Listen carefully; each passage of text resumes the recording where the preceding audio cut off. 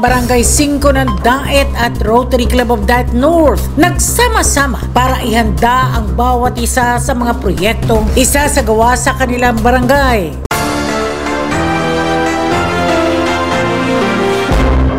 Pinili ng Rotary Club of Daet North ang Barangay 5 sa bayan ng Daet bilang benepisyaryo ng mga proyekto dahil sa mataas na populasyon nito at sa dami ng pamilyang nangangailangan ng suporta. Sa pangunguna ni President-elect Babes Cotauco at Magical President Joshua De Leon, isinagawa ang proyekto upang matugunan ang kakulangan sa patubig at ilang pangangailangan pa ng barangay sa ilalim ng Rotary 7 Areas of Focus na kanilang ipatutupad. Ayon kay Cotauco, ang Barangay 5 ay matagal nang nangangailangan ng mas maayos na supply ng tubig. Kasi mas nakita ko dito na mas marami dito nangangailangan na kailangan ng tulong ng Rotary Club of Daet North. Itong barangay na ito talagang kailangan natin tulungan kasi maraming purok dito na talagang nangangailangan. Habang binigyan din naman ni De Leon ang kahalagahan ng health center para sa kalusugan ng mga residente. Ang Barangay 5 is part na ng malapit siya sa sentro ng Daet. Isa pa rin siya sa maraming population ng urban poor sa municipality. So, mas mainam na mabigyan natin ng mga proyekto na pwedeng mag-uplift sa mga kalagayan ng tao rito.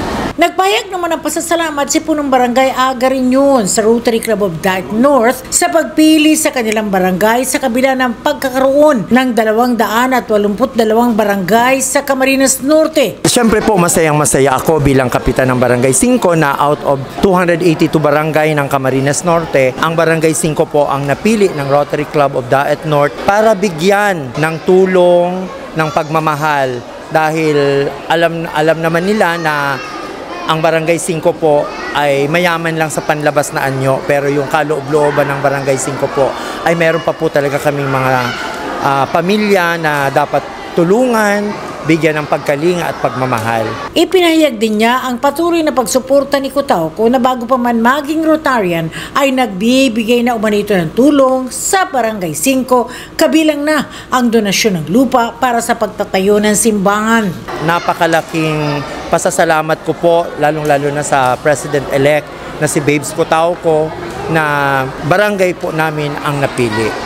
Alam naman po yan ni Rotarian Babes Cotauco na talagang nangangailangan ng aming barangay dahil hindi pa man siya kasapi ng Rotary Club, talagang tinutulungan na niya ang Barangay 5. Nandiyan nga yung example, nag-donate sila ng lupa para pagtayuan ng aming chapel ng Barangay 5. Naging masaya ang lahat, kabilang ang mga bata, mga ina, barangay health workers, mga opisyal ng barangay, SK chairman at mga barangay tanod para lalo nilang makilala ang mga miyembro ng Rotary Club of Daet North na dahilan para maging komportable sila sa isa't isa.